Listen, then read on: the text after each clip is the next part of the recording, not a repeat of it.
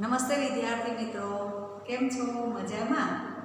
હવે આપણે ધોરણ 5 ની અંદર પુનરાવર્તન પહોંચ્યા, બરાબર? આગળના તાસની અંદર મેં તમને સરસ મજાનું દુમદુમા ગામ કે બચ્ચે વાળો પાઠ છે એ તમને સમજાવી દીધો હતો.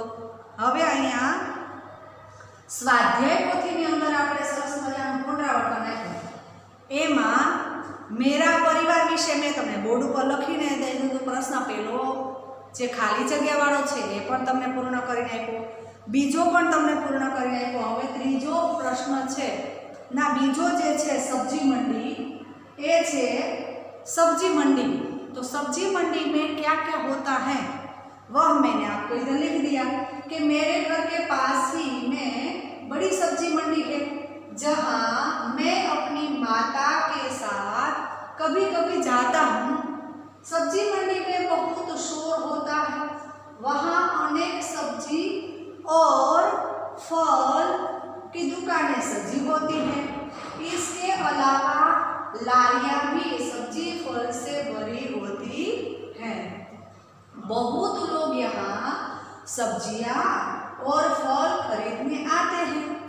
यहाँ आलू, प्याज, टमाटर, गोभी, पालक, मेथी, बैंगन, बंद गोभी, सलजम, कटहल और लौकी जैसी अनेक सब्जियां मिलती हैं. ऐसे ही आपको पता तो है, ये पुनरावर्तन आपके लिए होता है कि सब्जी मंडी में क्या क्या होता है. तो आप अच्छी तरह से लिख लें. लेकिन मैंने इधर आपको सब्जी मंडी में क्या क्या होता है उनका अच्छी तरह से लेखन कार्य कर दिया है.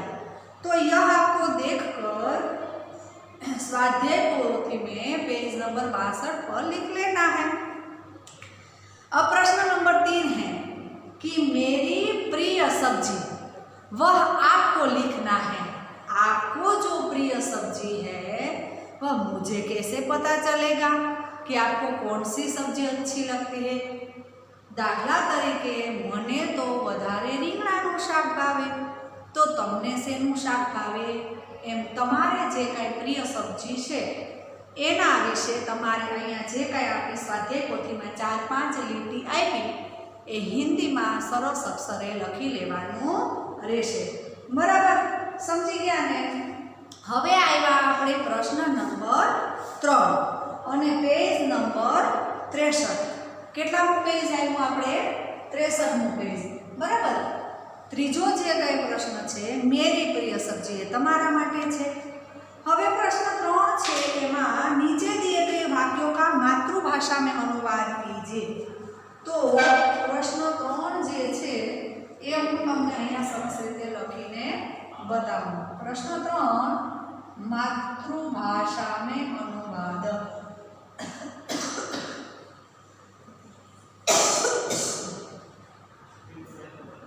मातृभाषा में अनुवाद.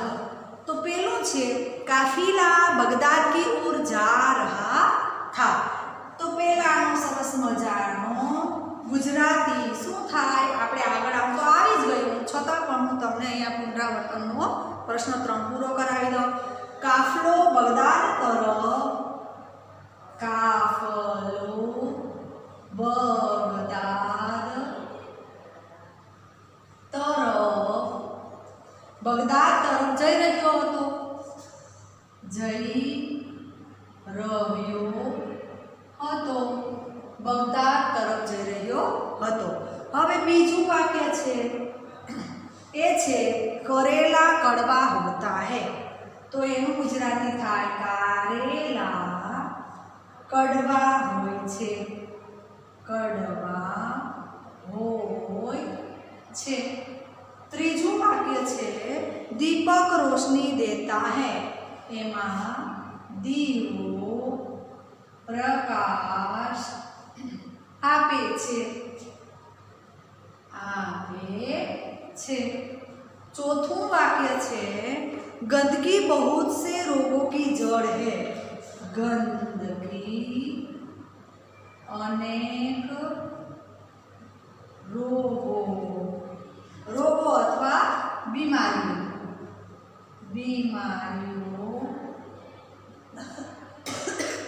બીમારીઓનું મૂળ છે, બીમારીઓનું मूल छे।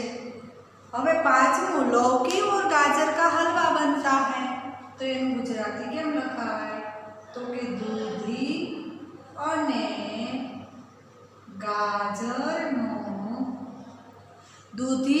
ગાજરનો હલવો બને છે, ગાજરનો હલવો બને છે, દૂધી અને ગાજરનો हलवो बने छे। समझ में आ गया। तो આવી રીતે આપણે માતૃભાષામાં એનું અનુવાદ કર્યું।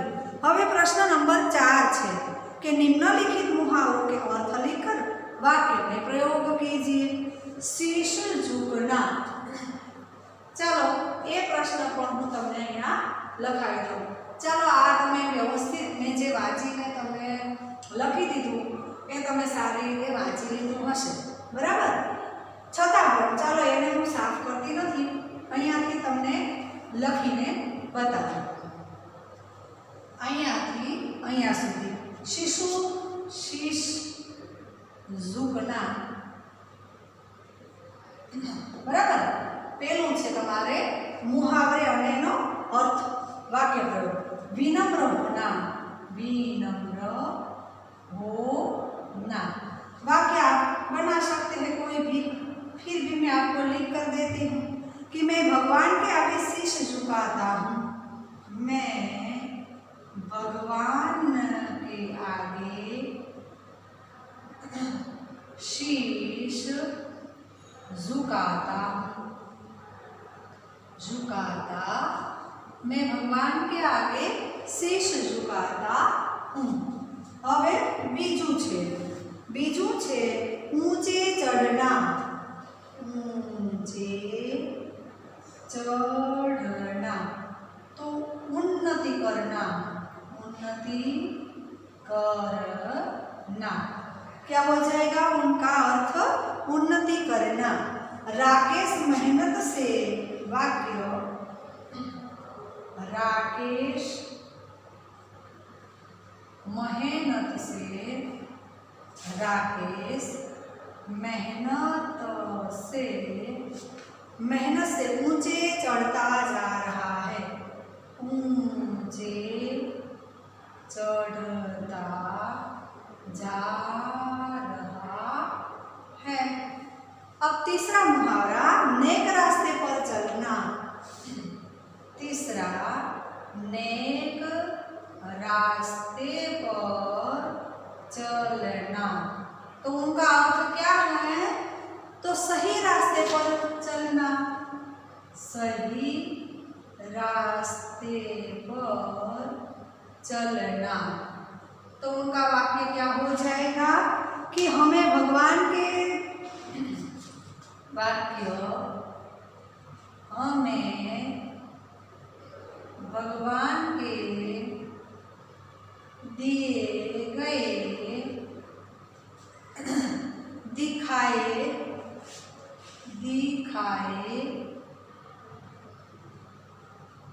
दिखाए नेक रास्ते पर चलना चाहिए,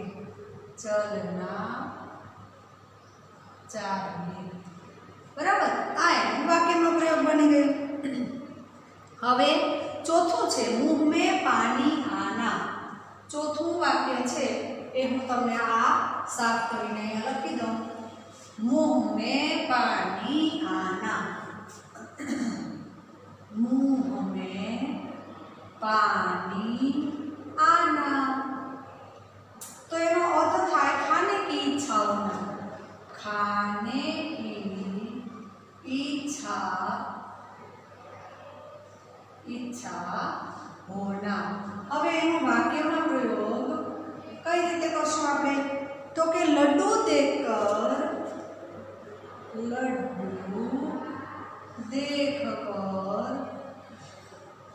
मेरे मुंह में पानी आया, मेरे मुंह में पानी आया, मेरे मुंह में पानी आया तो हमें यह पूरे के पूरा जो प्रश्न 3 और प्रश्न 4 है लिख लिया होगा और आप अच्छी तरह से लिख लोगे।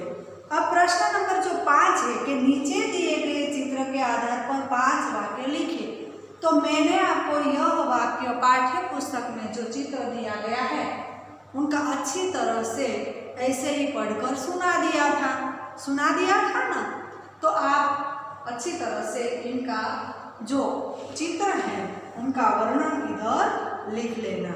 विद्यार्थी मित्रों, तमे सरस मजाना चित्रने जोईने एनुं जे वर्णन छे ते लखी शको अने मैं तमने आगळना क्लासमां कहीने संभळावी पण दीधुं।